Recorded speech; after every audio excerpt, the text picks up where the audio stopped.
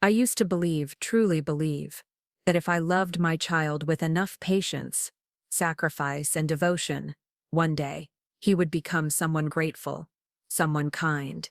But never in my wildest nightmares did I imagine that the very son I had raised with my own hands, nurtured through every scrape and hardship, would secretly take out a life insurance policy on me, an enormous one, and then plot to turn my death into some tragic accident during an innocent hiking trip. What Ryan didn't know, though, was that I had seen it coming. And this time, the plan in motion wasn't his, it was mine. Ryan, I just wired $330,000 to your account. My voice was gentle, steady, the same voice that once read him bedtime stories and whispered reassurances when the monsters in his closet seemed real. Make sure you get some good supplements for Elise. Take care of her. And the baby. All right? Oh, of course, Mom. Ryan chuckled. That easy, upbeat tone flowing like he'd always been the doting son, the loving husband he pretended to be. You better believe I'm gonna take care of Elise and our little bundle of joy. You raised me right after all. I opened my mouth, hesitating for just a moment, maybe to linger in that rare warmth, that illusion of closeness. But before I could speak again, Ryan's voice cut sharp and rushed. All right, Mom. Gotta run. Busy day here, lots going on. Not a word of gratitude. Not even the most basic reflexive thank you. Nothing. A bitter flicker sparked in my chest, but I swallowed it down, forcing a soft reply. Okay. Love you, sweetheart. But just as my thumb hovered over the button to hang up, something slipped through the line. A sentence, one that would brand itself into the hollow of my bones for the rest of my life. Finally, the old woman sent the money. It was Elise's voice. For one suspended moment, I stopped breathing. My entire body froze as though the world itself tilted sideways. I held the phone tighter, clinging to a fragile, shrinking hope. Maybe, just maybe, Ryan would speak up. Maybe he'd say something. Anything to correct her. Even a half-hearted, lazy defense. But no. Instead, Ryan scoffed. A low, sharp sound, coated in contempt, took her long enough. She's way too damn cautious. We even had to fake a pregnancy just to squeeze this out of her. My hands trembled. Fingers tightened around the phone so hard it felt like my knuckles would splinter. In that one devastating instant, every memory I'd treasured shattered like glass hitting concrete. Years of birthday hugs, lullabies, scraped knees patched up with band-aids and whispered promises. All of it turned to brittle dust. Ryan had always been reckless. Ever since college, money seemed to leak from his hands like water through a sieve. Gambling, get-rich-quick schemes, impulsive purchases. He was a walking disaster when it came to finances. Before he got married, it was always me bailing him out. A few hundred here, a few thousand there, sometimes tens of thousands, and I always gave, always. Because I was his mother. But I wasn't blind. I'd always kept a safety net hidden. A quiet little reserve tucked away for emergencies, just in case his bad habits spiraled too far. This time, though, I let my guard down completely. He told me Elise was pregnant. A grandchild. A new life. The possibility of a fresh start. And now I finally saw the truth with agonizing clarity.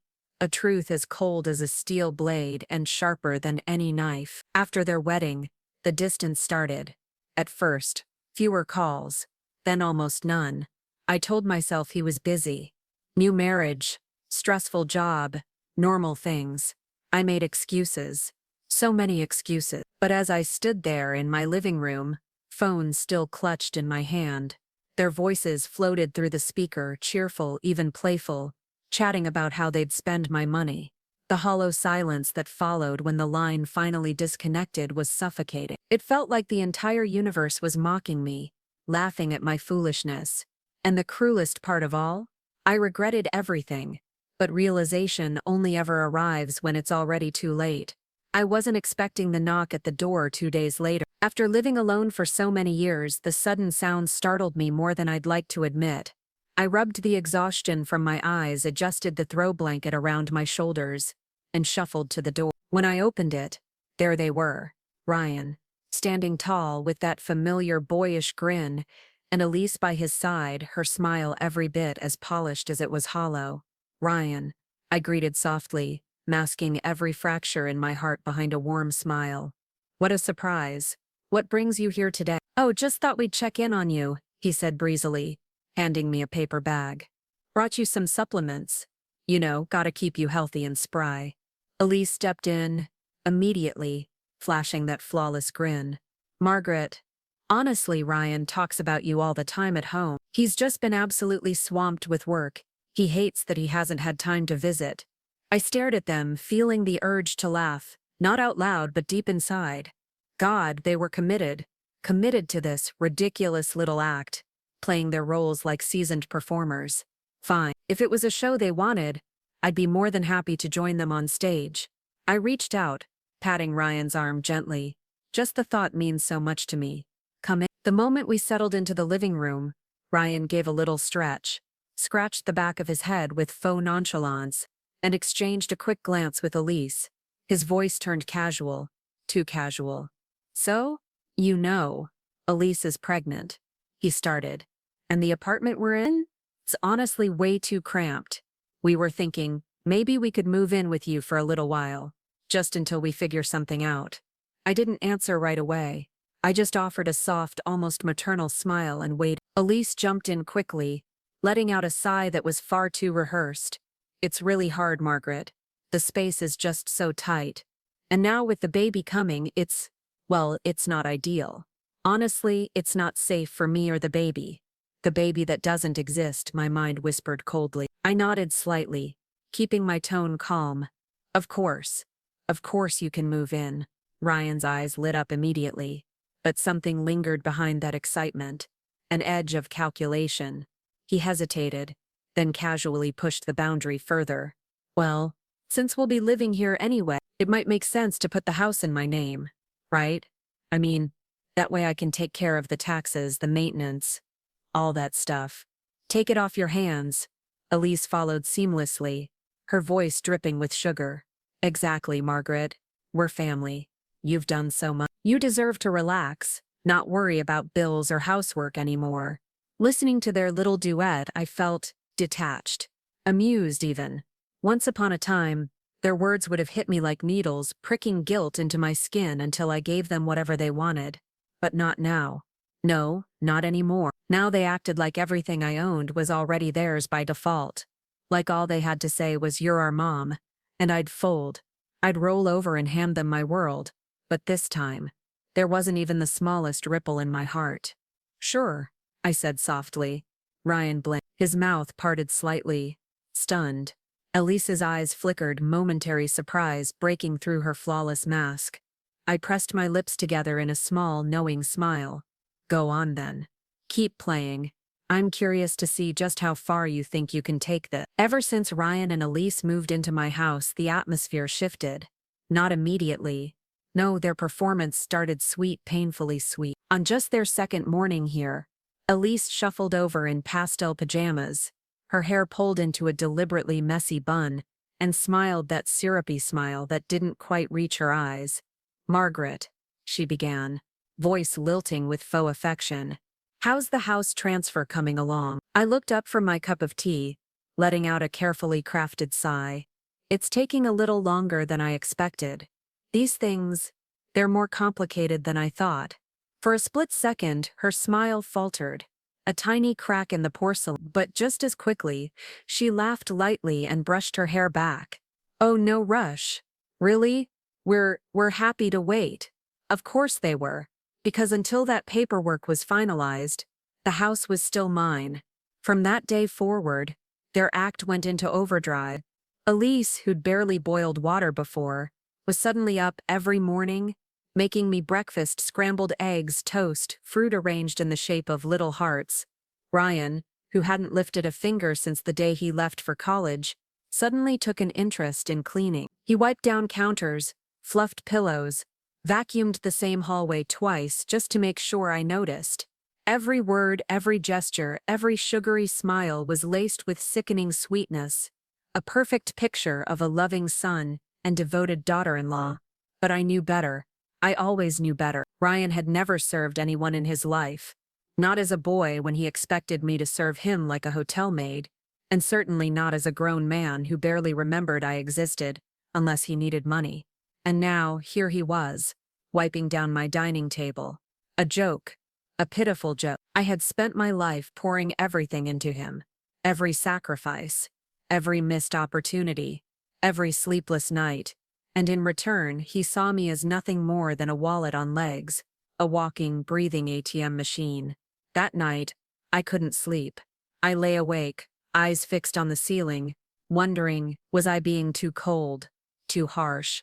But then, another voice, one quieter, but stronger, whispered back.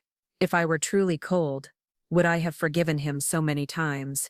Would I have bailed him out of every mess? Would I have believed him when he said he'd change? I gave him every chance, every single one. And still, here we were. Sometime after midnight, a sound quiet but unmistakable filtered through the walls. Voices, whispering. I don't consider myself someone who eavesdrops, but something told me to move, to listen. Barefoot, I crept softly toward the living room door, pressing my ear to the wood. Ryan's voice was low, sharp. As soon as she signs the house over, we kick her out. My stomach knotted, my breath hitched. Elise giggled, the sound high and gleeful. Exactly. And by then, her inheritance should be ours anyway. Ryan snorted. Yeah. Bye-bye, mother. She doesn't mean a damn thing to me. She's dead weight. I've got you now. What do I need her for? My legs nearly gave out. This was the son I raised. The little boy whose tiny hand once fit perfectly in mine. The same boy I'd taught to ride a bike, who used to fall asleep curled up beside me when thunderstorms rattled the windows. Where had that child gone? Or had he ever existed at all? I slid down against the wall, pressing both palms to my face, trying to hold myself together. Maybe I loved him too much. Maybe I gave him too much. Maybe that's the real mistake I made. My mind drifted, unbidden, to a memory I rarely let surface. Ryan was still in college the first time gambling sunk its teeth into him. Tens of thousands in debt, gone before I even realized it. When the loan sharks started showing up, banging on my door with thinly veiled threats, I realized how deep the pit truly was. He knelt in front of me that day, sobbing. Please, Mom. Please, you have to save me. I swear I'll never gamble again. And I believed him. God help me. I believed. I cut him off from his bank accounts, locked him in the house, tried everything. Everything to force him to face what he was doing. But he raged. Oh, how he raged. Screaming, slamming doors, kicking furniture. If you keep this up, I'll kill myself. He'd shouted once, face blotchy, spit, flying. And still, I couldn't bring myself to give up on him. I remember one night bringing him a bowl of soup, homemade, full of vegetables, seasoned with love and exhaustion, and he snatched it out of my hands and threw it in my face. Scalding liquid splattered against my skin. The bowl shattered on the floor. His voice was pure venom. How long are you planning to torture me? I knelt there, cleaning up broken porcelain with tears dripping down my cheeks, blisters forming on my forearm, saying nothing. Was it wrong to bail him out? Was that the moment I should have walked away? Or was my real mistake believing that someone so hollow could ever learn how to love? Now, his life on the surface seemed put together. Marriage, a decent job, but underneath, he had only become colder, sharper, more ruthless. And in his eyes, I had no worth left at all. That night, for the first time in decades, I cried myself to sleep. But I still didn't know. The worst was yet to come. Morning sunlight filtered through the blinds, scattering soft gold stripes across my bedroom walls. I woke slowly, stretching, out of habit. My gaze shifted toward the small rug beside my bed, empty. No soft thump, no familiar little nose nudging my hand. Baxter, a sharp knot of worry twisted in my stomach. I threw off the blanket, swung my feet onto the floor, and padded to the bedroom door. Baxter, come here, sweetheart. Silence. A cold ripple crept under my skin. He was always there, always, thumping his tail, whining impatiently for his breakfast. Baxter called louder, walking toward the living room. Come on, this isn't funny. No scrabbling nails on hardwood, no rustling behind the couch. Nothing. My pulse quickened as I scanned every corner under the dining table, behind the stairs, even inside the coat closet. Kitchen's water bowl still full, but the food dish, empty. My mouth went dry. He hadn't wandered off. Someone had fed him last night, which meant he hadn't left on his own. I hurried to the backyard, flinging open the door. Morning dew clung to the grass, the air crisp, clean, but silent, too silent. Baxter, my voice cracked with rising panic. Come here, come boy. Birdsong answered me. Nothing else. The knot in my chest turned icy, heavy. No. I rushed back inside, storming toward the dining room, and there they were, Ryan and Elise, sitting, laughing, eating breakfast like the world was perfectly intact. I stood there, frozen. Ryan didn't even look up. Oh, the dog? He said casually between bites of bacon. I took him out this morning, dumped him somewhere. The words didn't register at first. My brain couldn't make them compute. You what? My voice trembled, coming out in ragged gasps. He finally glanced up, shrugging like he'd just taken out the trash. Yeah, stupid mutt was always underfoot. House is quieter now. A roar exploded inside my skull. You have no idea what he meant to me, I whispered, my hands trembling so violently my fingers felt numb. Ryan rolled his eyes. Oh, come on, Mom. Don't be dramatic. You're 60. What do you need with a dog? You wasted 12 years feeding that thing. I did you a favor. Sighed him, Elise sighed, dabbing her mouth delicately. Honestly, Margaret, you should be thanking him. He made the responsible choice. For a long moment I couldn't breathe, couldn't think. On the coffee table sat an old photograph. Me, years younger, holding a 1-year-old Baxter in my lap, his little tongue lolling, tail blurred from wagging too hard. My Baxter, the only soul in this house who ever loved me purely. And now, gone. The sunlight poured through the windows, warm and golden, but I had never felt so cold. Something broke inside me, a final, irreparable crack. This was it. This was the day the farce would finally, irrevocably end. By the time I walked away from the dining table, neither Ryan nor Elise showed the slightest hint of remorse. If anything, they seemed baffled that I was even upset, as if Baxter, my sweet boy, had been no more than an inconvenience they were finally free of. That afternoon, I sat in my bedroom for hours. No TV, no music, just me, staring at the faded pattern of the curtains as a stillness settled inside me, a strange, almost eerie calm. If Baxter were still here, he'd be curled at my feet, watching me with those warm, patient eyes. I let my fingers brush against the worn edge of his dog bed in the corner, now heartbreakingly empty. Don't worry, I whispered silently. They'll pay for this. For everything. The next morning, I left the house before either of them woke. I drove downtown, my hands steady, my breathing even. The world outside bustled on, people unaware that somewhere nearby, a woman was quietly preparing for war. I parked, locked my car, and walked into the office of Everbright Insurance. The receptionist offered a professional smile. Good morning. How can I help you? Hi, I replied, smoothing down my jacket. I'd like to check if there are any life insurance policies under my name. Someone told me there might be. The woman typed for a moment, her brow furrowing slightly as she scanned the screen. Then she nodded. Yes. Actually, there is one. A very substantial premium. A chill spread up my spine, icy fingers crawling over my skin. Could you print the details for me? Of course.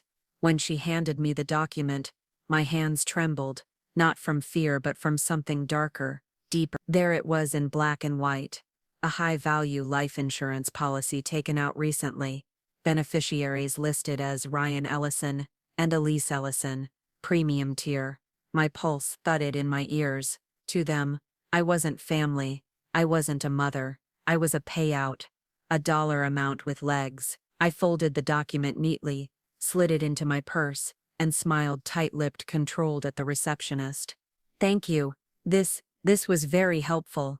As I walked back to the car, a thought sharpened inside me like a dagger. You really thought you were hunting me, didn't you, Ryan? You have no idea how long I've been preparing for this. When I returned home, they were both lounging in the living room like nothing had happened. Elise scrolled on her phone, legs tucked under her expression as smug as ever. Ryan sprawled across the couch, lazily flicking channels on the TV. "Hey, Mom," he greeted, standing with a stretch that was just a little too performative. "Rough day? You look tired." "Oh, just errands," I said smoothly, removing my coat. "Nothing important." He exchanged a quick glance with Elise, before adopting a grin so fake it made my skin crawl. "Listen, we were thinking, how about we take a little trip tomorrow? You know, fresh air, clear our heads. I found this hiking trail at Ravenwood Preserve. Supposed to be gorgeous this time of year." Elise rose, slipping an arm around my shoulder with unsettling ease. "Honestly, Margaret, I've been feeling a little guilty. I snapped at you yesterday. Stress, hormones, everything. A hike would be good for all of us. Just a peaceful day together." I almost laughed. Their sincerity was Oscar-worthy if you ignored the murderous undertones.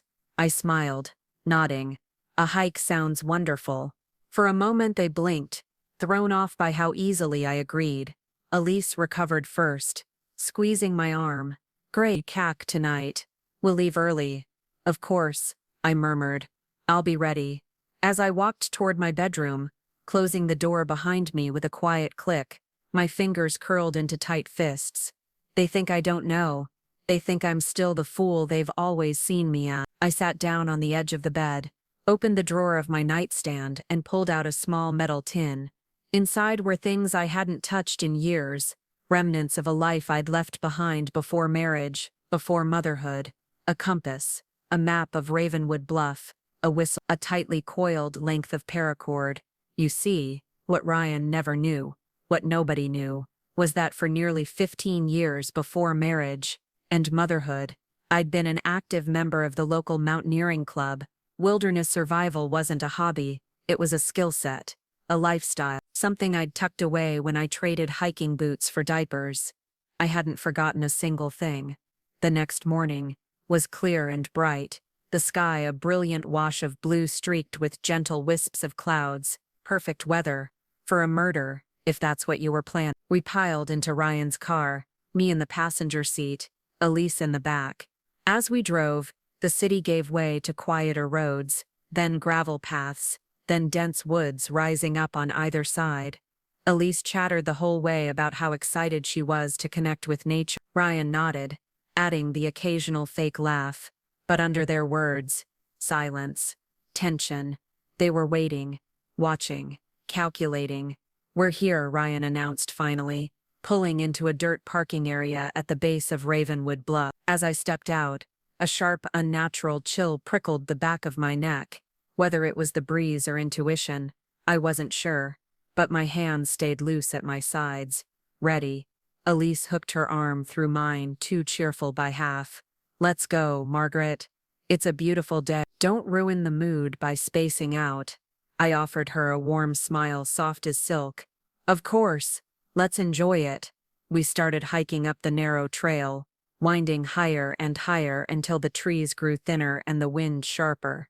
The climb wasn't difficult, not for me anyway, but Ryan and Elise were already breathing harder than they wanted me to notice. By the time we reached a scenic overlook, a rocky outcropping about halfway up, the sun was sinking toward the western edge of the sky, tinting everything in gold and deep crimson. "Here's a good spot to rest," Ryan said, wiping imaginary sweat from his brow. He pulled a bottle from his backpack and handed it to me. "Electrolyte drink. You should stay hydrated."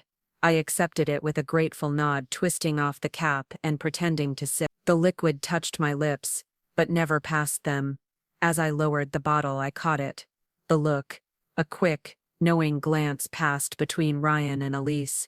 The tight curl at the corner of their mouths. The flicker of anticipation. "Perfect." "Well," I said, rummaging in my bag, "if we're taking a break, you two should eat something." I held out 2 energy bars. Simple, innocent. "Didn't you say you skipped breakfast?" I asked, my voice soft, sweet.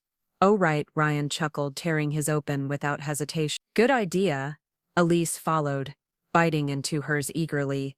Neither of them noticed the faint, nearly invisible slice marks I'd made on the wrappers the night before. The sedatives were slow-acting, tasteless, odorless, just enough to make someone drift heavy, sluggish, helpless. I sat down on a rock nearby, letting my body go slack. My eyes fluttered closed. For a moment, the world held its breath. Then Elise's voice floated through the air, sharp and delighted. She actually drank it. Oh my God, that was way too easy. Ryan's voice followed, colder than I'd ever heard it. Yeah, sorry Mom, I really need that insurance money. I felt their hands on my arms, dragging me roughly toward the cliff's edge, and in my mind I counted. 3, 2, 1. 2 loud, heavy thuds hit the ground behind me. I opened my eyes, slowly, calmly. There they were, Ryan and Elise, sprawled unconscious, limbs tangled, breathing shallow. They never noticed that I never touched the drink. The real trick was in the energy bars. You see, I didn't bring sedatives on this trip. I simply borrowed what they'd stashed in the house days earlier. A few missing pills here, a little powder slipped quietly out of their own supply. All I did was return it. I stood, brushed the dirt from my pants, slung my backpack over my shoulder, and took one last look at the two people who once called me family. Trying to trap me, I whispered. You were always too naive. Turning toward the trail, I began the steady descent down the mountain. The sun was sinking fast now. By nightfall, the temperature would plummet. Wild animals often roamed these parts after dark. Whether they found their way back before then, well, that was their problem.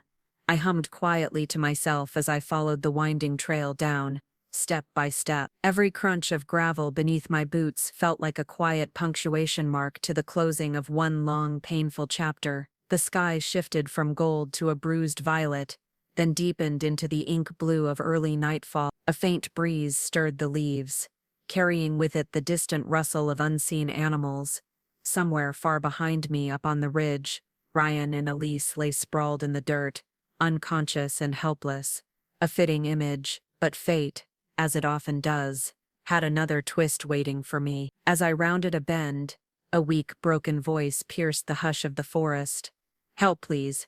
I froze, turned my head sharply toward the sound. There, half hidden in the undergrowth, was a man, maybe mid-60s, dressed in hiking gear, his face pale, his leg bent at an angle that didn't look natural.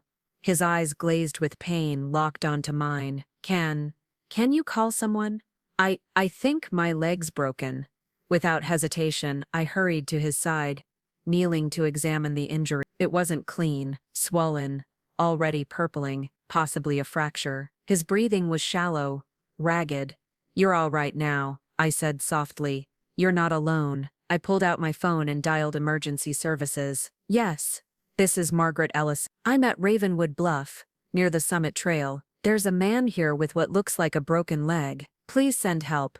The operator stayed on the line until they dispatched a rescue team. I kept the man talking, gently asking him questions to keep him conscious. What's your name? I asked quietly, pressing my jacket beneath his head as a pillow. Victor Hale, he rasped, wincing as he shifted. Executive Director, Hale Consortium. For a heartbeat I blinked in surprise. Hale Consortium. My brain ticked, connecting the dots almost automatically. Hale Consortium was the very firm Ryan's company had been desperately trying to secure an investment for months, the one he spoke about over dinner like it was a golden ticket. How deliciously ironic. But I didn't say a word about it. Not then, not to him. You're safe now, I assured him, brushing a fallen leaf from his shoulder. Help is coming. When the paramedics arrived and carefully loaded him onto a stretcher, he reached for my hand, gripping it far tighter than his fragile frame suggested possible. Thank you, he whispered, voice hoarse. You saved my life. I squeezed his hand gently. I just happened to be here. Still, his eyes softened. If you ever need anything, please, you have no idea how much I mean that. A real one. Small but genuine. I'll keep that in mind. As they wheeled him away, I stepped back, watching the ambulance red lights pulse against the trees before it disappeared down the road. I turned, walking back toward my car, the cool evening air brushing against my skin. Somewhere deep inside, a knot tight and suffocating for years began to loosen. I didn't mention Victor's name to anyone, not to Ryan, not to Elise, not to anyone at all. Some gifts, some opportunities are meant to be held close. I didn't bother hurrying home that night. Let them wonder where I was. Let them wake cold and confused beneath the stars, staring at the dark canopy of trees and realizing, perhaps for the very first time, that the world doesn't care about their schemes. When I finally slipped into bed late, exhausted, I slept like a child, no dream, no regrets. And when the sunlight spilled through my bedroom window the next morning, something in me felt lighter, freer. I picked up my phone, dialing with a carefully controlled shake in my voice. "Hello?" came the voice on the other end. "Ravenwood Emergency Services." "Please," I gasped, deliberately injecting my words with frantic worry. "My son and daughter-in-law, they went hiking at Ravenwood Bluff yesterday. They haven't come home. I'm so worried. Please, please, help me find them." "Stay calm, ma'am," the operator replied, her voice growing serious. "We're dispatching a search team immediately." 5 hours later, my phone rang. "We found them." I took my time getting to the hospital. When I pushed open the door to their room, Ryan and Elise lay in separate beds, pale as ghosts, damp hair clinging to their foreheads. They looked like stray animals dragged in from a storm, sick, shivering, exhausted. Ryan lifted his head weakly, his voice barely a rasp. "Mom, where did you go?" I blinked innocently, smoothing the sleeves of my cardigan. "I'm not sure. I just remember waking up in a hospital room." I lifted my pant leg slightly, revealing a neatly wrapped ankle bandage. "Doctor said it's only a mild sprain. I must have twisted it somewhere along the trail." Elise gasped, ragged, her eyes wide with confusion.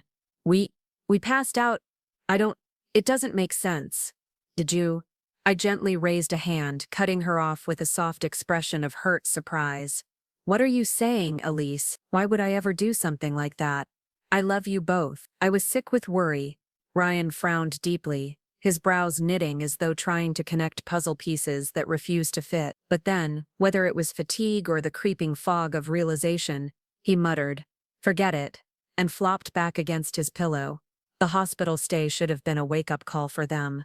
But Elise was stubborn in her delusion. "I'm craving lobster," she declared one afternoon, lying back like a queen demanding tribute. "Tomorrow I want a bologna soup. I have to nourish the baby." Once I might have gently reminded her to eat something lighter, but not anymore. I simply smiled, nodded, and went to the kitchen. I cooked exactly what she asked for. Exactly. Rich, buttery lobster, fat-laden soups, creamy sauces, salty sides, each dish crafted with the finest ingredients, and a secret ingredient she'd never taste. Quiet revenge. Every bite they swallowed was a reflection of themselves. Greedy, unthinking, careless. They devoured it all with satisfaction, and every day, I ladled out another serving, smiling, watching, because the grand finale was coming. I could feel it. The day they were discharged from the hospital, I knew the final act of this charade had begun. Ryan came home, looking like someone had vacuumed the soul straight out of him, hollow-eyed, slack-jawed, defeated. He collapsed onto the sofa like a broken marionette, staring at the ceiling, as though it might offer some kind of answer to how his life had unraveled so quickly. Rubbing his temples, he muttered, "I don't get it. Why is everything falling apart? Why would they fire me?" I pretended to be confused, tilting my head like a concerned mother should. "Oh, what do you mean?" He clenched his jaw, fists balling tightly in his lap. "They locked me out of my own company. I went in this morning, and security told me I was no longer employed. They wiped my keycard, deleted my access. No warning, no explanation." I forced a sympathetic little gasp. "Oh, Ryan, that sounds awful." He looked up at me then, those eyes, the same ones I'd gazed into when he was a newborn, now filled with desperation and anger.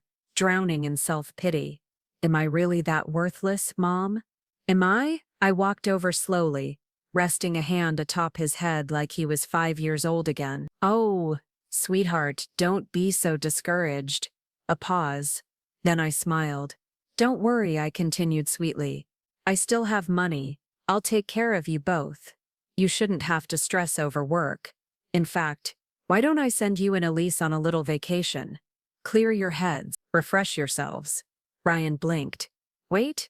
Really? Of course. I nodded gently, smoothing his hair like I used to when he was young and scared. You deserve it. Elise, who had been listening from the doorway, lit up immediately.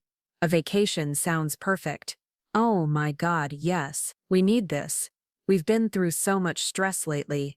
I chuckled softly. Thailand. 7 days. Sun, beaches, relaxation. What do you think? Ryan grinned. Really grinned. For the first time in weeks. That actually sounds great. Of course it did. How could it not? It was always the same. Dangle anything shiny, anything easy, and they bit like fish on a hook.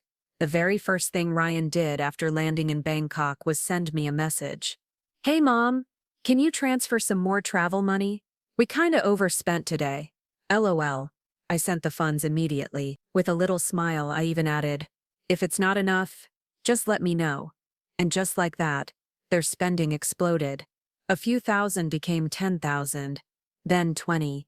Luxury restaurants, high-end boutiques, private beach tours, 5-star spas, everything their greedy little hearts desired.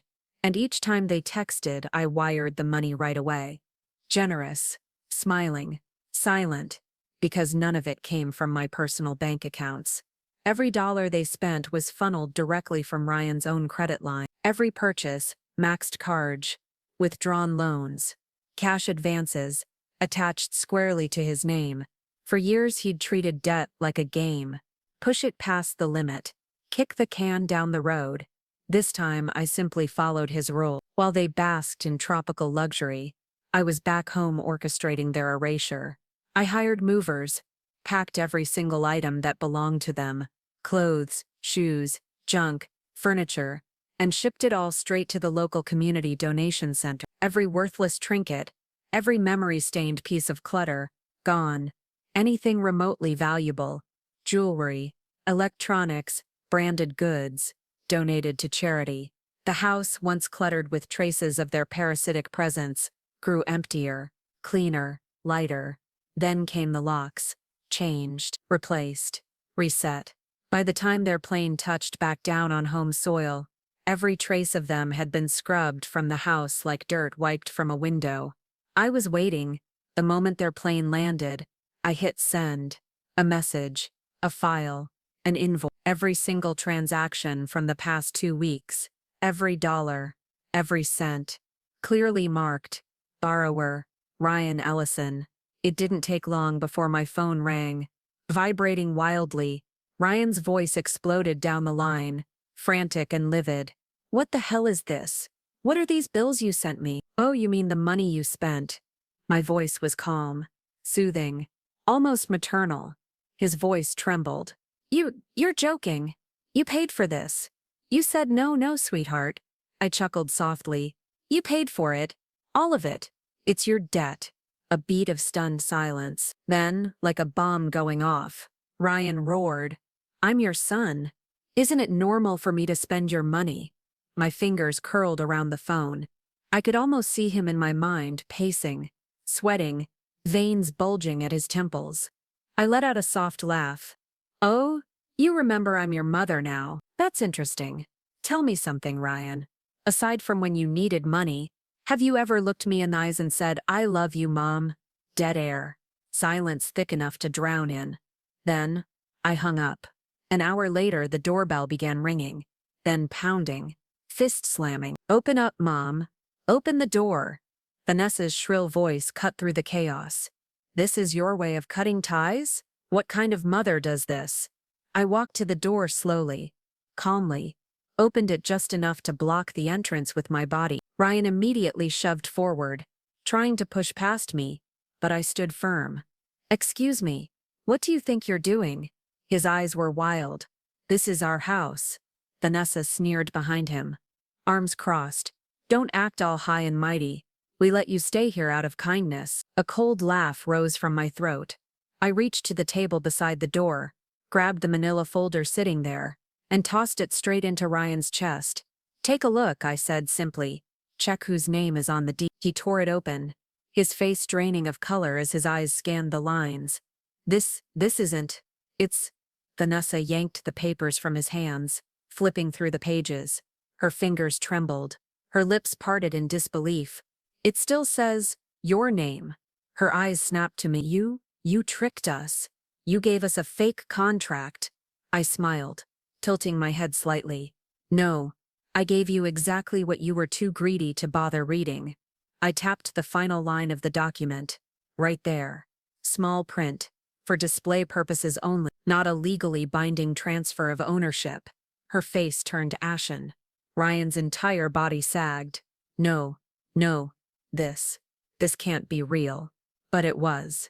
Every lie, every manipulation, had just come crashing down. Ryan's chest heaved, his hands clenched at his sides, his eyes wild, desperate, darted from the papers back to me, then to the front door like he was trapped in some nightmare he couldn't wake up from. You're my mother, he stammered, the words cracking in his throat. How could you do this to me? My gaze never wavered. Slowly, I stepped back toward the entry table, opened the drawer and pulled out a second envelope, this one thicker, heavier. I walked forward, placed it directly into his shaking hands. Go on, I said softly. Open it. His fingers trembled as he tore the seal. For a long moment, he didn't speak. He just stared, reading, rereading, hoping the words would somehow change. But they didn't. His knees buckled. He dropped down to the doorstep like his spine had snapped, gasping. No, this isn't true. This can't be real. Vanessa leaned over his shoulder, her eyes scanning the document, her mouth slowly falling open in horror. What is this? She whispered, her voice barely audible. My voice was quiet, steady, sharp as a blade. A paternity test. I crouched to meet Ryan's broken gaze, locking eyes with him as my words fell like stones into a still pond. Your biological mother was the woman who destroyed my marriage. His face twisted. No, she had you, and then she vanished, left you behind. Your father, that pathetic excuse for a man, was cast out of my life after everything he did. But you? I took a slow breath, feeling the weight of decades release from my chest. I took you in. I raised you. I gave you a home. I gave you my name. I gave you an education. I cleaned up every single mess you made. Ryan whimpered, rocking back and forth. No, you're lying. I never had another child, I continued, my voice hollow but firm, because I gave everything I had to you. My time, my savings, my entire life. I stood slowly, my arms crossed over my chest. And what did you give me in return? He didn't answer, couldn't. Vanessa's face had gone white as porcelain, her mouth opening and closing, but no words came. I pointed toward the street, my voice icy now. You don't live here. You never did. Pay back what you owe, and get out of my house. Ryan scrambled forward on his knees, gripping the hem of my shirt. Please, Mom. I jerked away, as if his touch burned. I'm not your mother, he froze. And then, like the final nail driven into a coffin, I turned to Vanessa, leveling her with a stare so cold, even she flinched. Oh, and about that little drink on the mountain? My smile was razor sharp now. I never touched it. You were the ones who took your own medicine. I just returned it to its rightful owners. For one breathless second, neither of them moved. Then I stepped back and slammed the door. The pounding continued for a while. Muffled cries, fists slamming against the wood, swearing, threats. But then, something changed. The noise faded. I peered through the peephole. Ryan and Vanessa were no longer screaming. They were collapsed together on the doorstep, pale, soaked with cold sweat, their limbs twitching like marionettes, tangled in their own strings. Their skin had taken on a ghastly gray tinge, their breathing, shallow, ragged, labored. For a heartbeat I stood there, watching, silent, detached. Then I sighed, rolled my eyes, picked up the phone. 911, the operator answered. What's your emergency? Yes, I think. I paused, letting a little shake tremble in my voice. I think my son and daughter-in-law, they just collapsed on my front porch. Please, send someone quickly. The ambulance arrived minutes later. As the paramedics wheeled them out, one of the EMTs muttered under his breath, blood pressure through the roof, heart rates off the charts. God, it's a miracle they didn't stroke out. I didn't ask if they would be okay. I didn't need to. Later at the hospital, a doctor pulled me aside, his tone clinical but tinged with concern. Given their current condition, years of poor diet, high stress, extremely elevated blood pressure, it's unlikely either of them will fully recover. Chronic weakness, possibly permanent fatigue, they'll never be the same. A faint smile tugged at the corner of my mouth. That's no concern of mine. As I turned to leave, a whisper floated behind me, weak, brittle, trembling. Mom, I'm sorry, Ryan. I paused in the doorway, didn't turn. You're right, I said softly, my voice as gentle as silk, but as sharp as broken glass. You should be sorry, a beat, for being a thankless parasite. And then, I walked away. Behind me, alarms beeped, nurses scrambled. The chaotic noise of life, or perhaps the fading edge of it, rose and fell like a tide I was no longer part of. For the first time in years, I wasn't drowning in it. I was just watching, an observer, a survivor, or maybe I was finally something more, free. As I stepped outside, my phone buzzed. I glanced down at the screen. A name flashed across it, Victor Hale. I stared for a moment, then slowly swiped to answer. Where are you? Came the warm, steady voice on the other end. I'm coming to pick you up. At the sound of his voice, something tight, something bruised and coiled deep inside my chest for far too long, finally began to loosen. I drew a long breath, let it out. I'm at the hospital entrance. Stay there, he replied. I'm on my way. A few minutes later, a dark sedan pulled up quietly in front of me. The window rolled down. Victor smiled from behind the wheel. It's been too long. I think it's time we finally start taking each other seriously. For the first time in a very long while, I smiled back. Not the forced, brittle smile I wore for Ryan. Not the tight, polite one reserved for strangers. A real one. Warm, quiet, free. I opened the door and slid into the passenger seat. Victor wasn't the kind of man who needed to fill silence with words. He drove with one hand resting lightly on the wheel, his gaze steady on the road, offering me the simple, precious gift of space. No pressure, no expectations, just present. The hum of the tires on asphalt, the rhythmic flick of the turn signal, the soft jazz murmuring from the radio. It was the most peace I'd felt in years. I hope, he finally said, glancing over with a gentle smile. You haven't made dinner plans. I let out the smallest chuckle, feeling the tension in my shoulders ease. No plans. Good, he nodded. There's a little place I know, nothing fancy, quiet.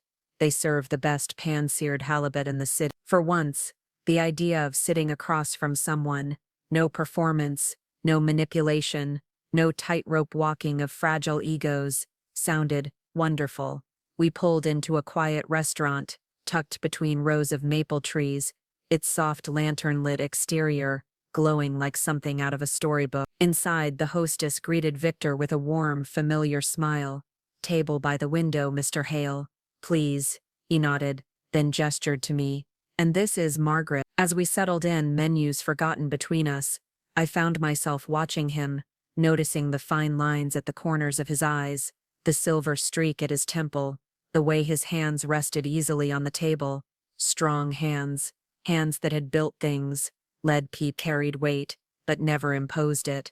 I never asked, Victor said after we ordered, his gaze thoughtful. How did you end up on Ravenwood Bluff that day? I smiled, swirling my water glass in small circles. Oh? Let's just say, I was working on removing a few unnecessary burdens from my life. His eyes sparkled with quiet amusement. Fair enough. He didn't press, didn't pry. He simply listened, and for the first time in longer than I could remember, I talked, not about Ryan, not about Elise, not about being someone's mother, or someone's failure, or someone's bank account. I talked about me, the girl I used to be, the one who loved hiking and pottery and jazz, the one who read mystery novels curled beneath the covers long before motherhood rewrote every chapter of her life. Victor listened, really listened, occasionally nodding, sometimes laughing quietly when a story took an unexpected turn, always holding space without interruption. At one point he reached across the table and rested his hand lightly over mine, warm, steady. "You finally stopped living for everyone else," he said softly. I blinked, caught off guard by the truth in it. "Yeah," I murmured. "Yeah, I think I have."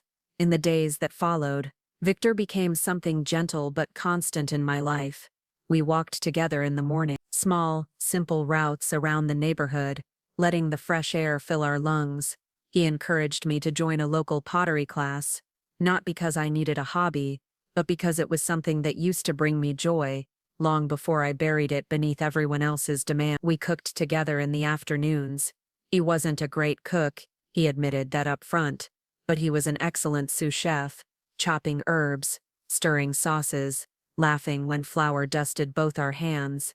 He listened when I talked about Backstead, about the way his paws used to thump against the floor when he got excited, about the tiny grumbles he made when he napped, dreaming of rabbits or tennis balls, or whatever made dogs smile in their sleep.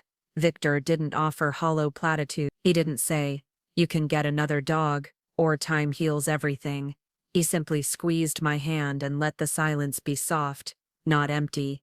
Sometimes, in the evenings, we sat on the porch with tea in hand. The cicadas sang in the distance. The sky shifted from gold to deep blue, stars winking into existence one by one. "I think," Victor murmured one night, his voice low and thoughtful, "that you've spent enough years surviving. Maybe it's time you start thriving." I smiled at him over the rim of my cup. "Yeah, I think you're right." Inside the house, the transformation continued. I stripped away every trace of the life I'd built for Ryan. Gone were the framed photographs, the cluttered memorabilia, the furniture I once bought to make the space more family-friendly. In its place, I chose what I wanted: soft linen curtains in pale sage, shelves lined with books, mystery thrillers, poetry. A corner turned into an art nook, where half-finished pottery bowls waited for my hands to shape them again. In the backyard I dug up the neglected flower beds and planted an herb garden: mint, rosemary, lavender, thyme. With every seed pressed into the earth, it felt like a tiny reclamation of something I'd nearly forgotten was mine. The kitchen, once a battleground of obligation, became a sanctuary, a place where I cooked for joy, for comfort, for no one but myself. Then, one afternoon, an anonymous package arrived at my doorstep. No return address, no note. Inside were internal documents, executive-level personnel changes at Hale Consortium, a stack of papers, crisp and freshly printed. I thumbed through them slowly, my eyes pausing on one line near the top: Ryan Ellison, permanently removed from all project files, partnerships and pending contracts. Every trace of him, erased. I didn't have to ask who sent it. I didn't have to ask why Victor never mentioned it. Not one. Instead, when I walked into the kitchen holding the envelope, he simply handed me a cup of coffee, already brewed, already waiting. The unspoken weight between us didn't need words. I accepted the cup, sat down, and let out a long breath. "Thank you," I whispered.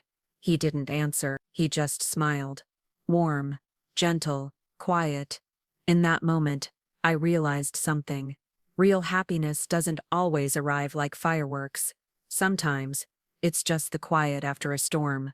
A steady hand, reaching for yours. A house that finally feels like home. A future where the only person you have to answer to is yourself. 60 years. 60 years. 60 years. Spent being someone's daughter, someone's wife, someone's mother. 60 years of shrinking myself to fit the shape of other people's needs. Believing, truly believing, that if I just loved hard enough, sacrificed deeply enough, maybe, just maybe, someone would finally love me the same way in return. And now, standing at the threshold of what people call their twilight years, I had finally learned the truth.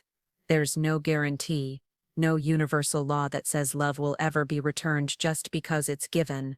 But freedom is something you can give yourself. I stood in the kitchen one crisp morning, the smell of coffee and lavender floating through the air.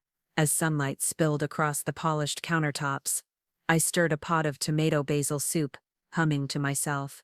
My phone buzzed against the counter. A message from an unknown number. You'll regret this. You think you won? We'll come back. You're nothing without us. I stared at the text for a moment, then set the phone down gently.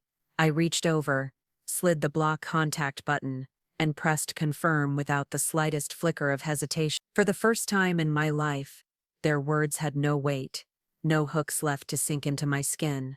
That evening, I sat with Victor on the back porch, watching the sky melt from amber to navy. Crickets sang softly in the distance. The herbs I'd planted swayed in the breeze, their fragrance wrapping around us like a gentle memory. Victor turned toward me, his eyes warm beneath the glow of the porch light. Do you ever think about what comes next? I smiled, tucking my legs beneath me. Not as much as I used to. A pause, then, quieter. Do you think you'll ever fall in love again? I turned my gaze toward him, steady, calm, sure. Maybe. I tilted my head, letting a smile curve slowly across my lips. Maybe I already am. His laugh was soft, almost a whisper. He reached out, lacing his fingers through mine. No promises, no declarations of forever. Just presence, just choice. Not someone saving me, not me saving anyone. Just us. As for Ryan and Elise, life has a funny way of handing back exactly what you give. Buried under mountains of debt, evicted from the apartment they once flaunted, blacklisted by every employer within miles of the city, there wasn't a door left that would open for them. I heard whispers, from neighbors, from old acquaintances. Elise had filed for bankruptcy. Ryan's credit score was practically a negative number. No car, no assets, no fallback. I felt no satisfaction in it, no gloating, just emptiness, a hollow understanding of how inevitable it all was. I had spent years trying to protect them from themselves, years believing that love meant shielding someone from the consequences of their own choices. But the truth was, all I ever did was delay the inevitable. They were always going to be the architects of their own ruin. One morning, while tending to the lavender sprigs in the garden, I realized something else. I hadn't thought about Baxter in days, not because he was forgotten, never that, but because the ache had softened, the memory had shifted. Where once there was only grief, now there was gratitude. For 12 beautiful years he had loved me without question, without demand, pure, loyal, true, a kind of love that needed no repayment, a kind of love I had finally learned to offer myself. That evening, Victor and I drove out to the coast. There was no plan, no special occasion. We found a little bluff, overlooking the ocean, where the wind tangled our hair and the salt air tasted like possibility. We sat on the hood of his car, side by side, watching the waves crash against the rocks below.